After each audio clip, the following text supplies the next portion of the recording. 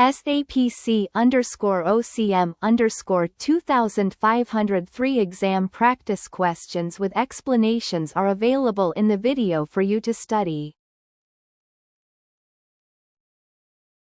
Which benefit best explains why a structured change plan is used in transformation projects? A.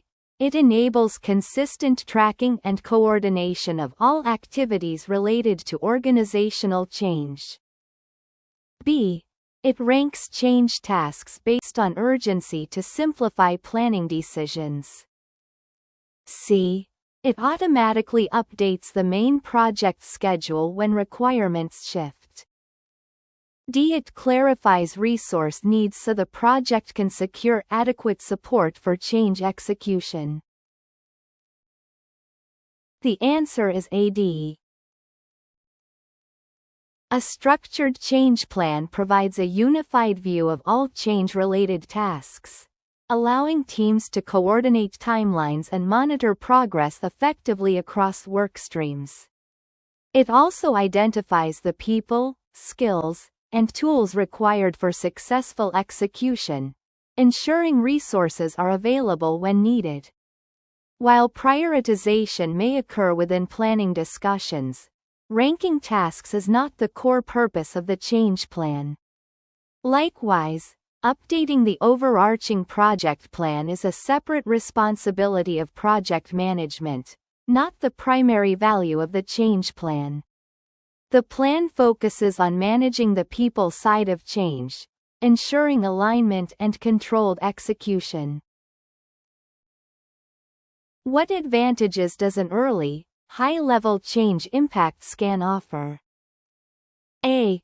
It highlights critical risks that should be incorporated into project risk management early. B. It produces an initial, structured overview of how extensive and disruptive the changes may be. C. It identifies opponents within heavily impacted areas so they can be managed proactively. D. It guides the change team in focusing its efforts on the areas requiring the most attention. E. It directly provides messaging material for communications with affected groups. The answer is ABED. A high-level impact scan helps identify broad risks across units before detailed process discussions occur, enabling timely risk mitigation planning. It also gives project leadership a preliminary understanding of the scale and nature of anticipated changes, supporting decisions on readiness activities. From these insights, the change team can determine which domains should receive early intervention and resource focus. Opponent identification is part of stakeholder analysis, not the high-level scan itself. Communication content may later draw from the analysis, but creating such material is not the scan's immediate objective. Which topics are typically explored during an early organizational change readiness assessment for cloud programs? A. The organization's historical attitude and openness toward change. B. The defined boundaries and scope of the change management workstream. C. The project's value proposition and strategic benefits. D. The organization's existing capabilities to execute change effectively. E. The initial stance of key stakeholders toward the upcoming transformation. The answer is AID. A readiness assessment evaluates whether the organization's culture supports agility and adaptability, making cultural openness a core topic. It also examines internal change management competencies, such as available skills, tools, or governance, so capability gaps can be addressed early. Understanding stakeholder attitudes is critical because early resistance or uncertainty influences engagement strategies. The scope of the change management effort is typically defined later, after readiness insights are gathered. Similarly, the project's benefits are not assessed but communicated separately by leadership. In a cloud implementation, how are responsibilities for organizational change management typically allocated? A. Large programs usually appoint a dedicated change manager or a full OCM team. B.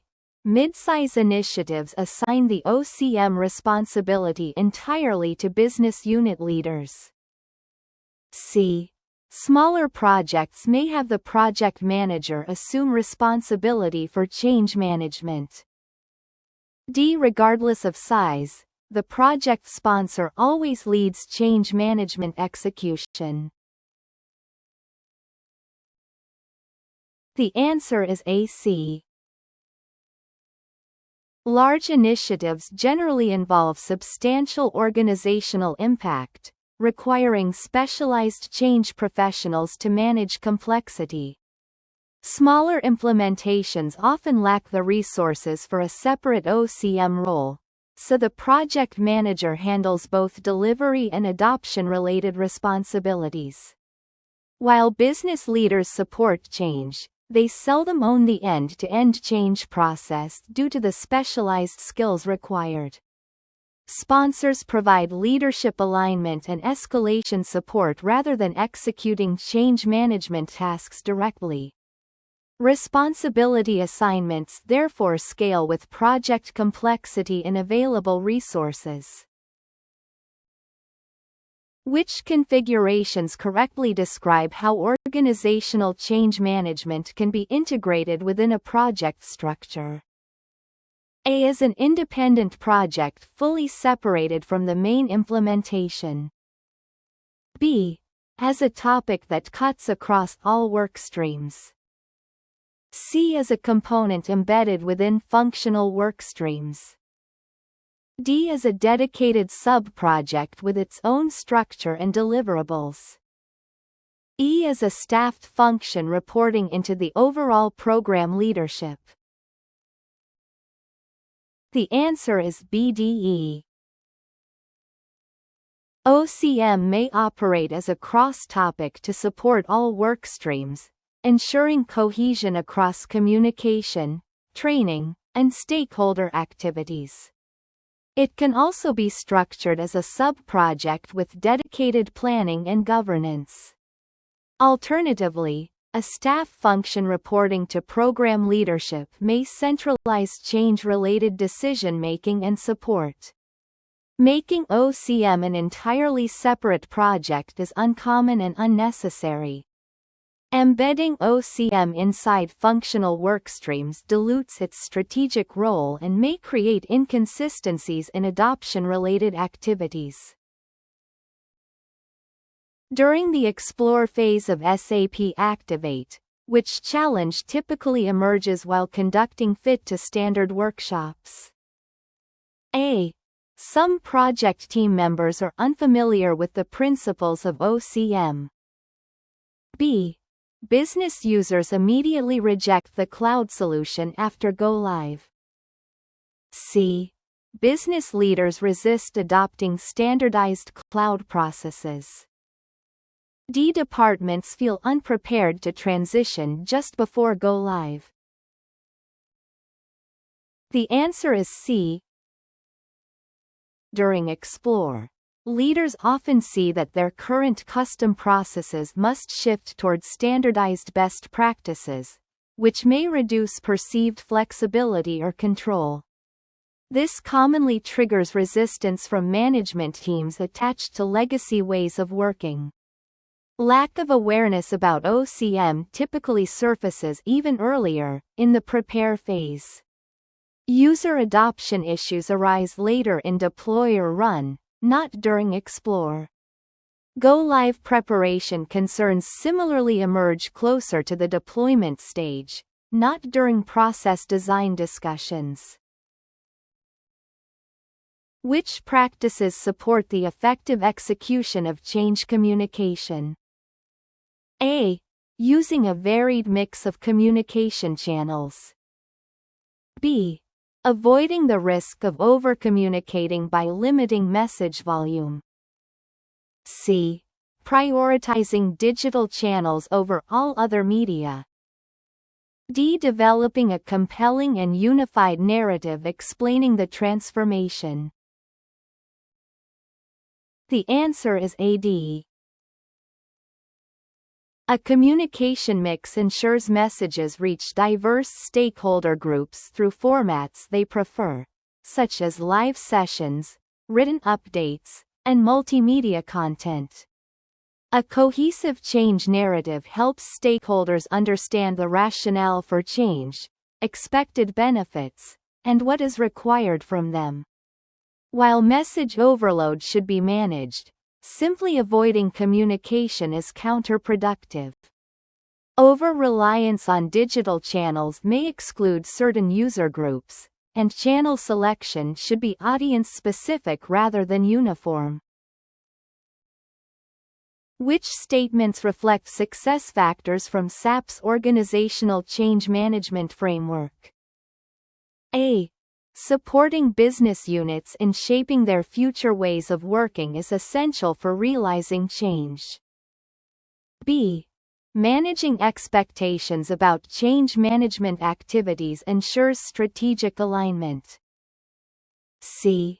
Treating stakeholder engagement as an ongoing leadership responsibility strengthens adoption. D. Using a balanced selection of effectiveness indicators improves evaluation of change outcomes. E. Building a strong change story drives communication effectiveness across the program. The answer is A.C.D. Change realization depends heavily on assisting business units as they redesign operations and embed new practices. Leadership plays a continuous role in stakeholder management, maintaining alignment and responding to evolving concerns. Change effectiveness requires multiple measures, such as adoption metrics and feedback data, to accurately assess progress. Managing expectations is important but not a core framework success factor, while the change story is a communications element rather than a cross-dimensional success factor. What distinguishes a high-level change impact analysis from a detailed analysis? A. High-level CIA is facilitated by the change manager, while detailed CIA is led by the project manager. B. High-level CIA occurs at the departmental level, whereas detailed CIA analyzes specific business processes. C.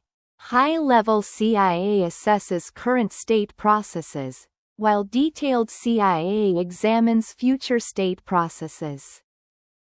D. High-level CIA is performed in Realize, while detailed CIA is completed in Explore. The answer is B. A high-level CIA focuses on understanding which departments or business groups are broadly affected, without deep process-level evaluation. A detailed CIA dives into process steps, roles, and operational changes required by the new solution. Both types of analysis generally involve the change manager and consider both current and future states.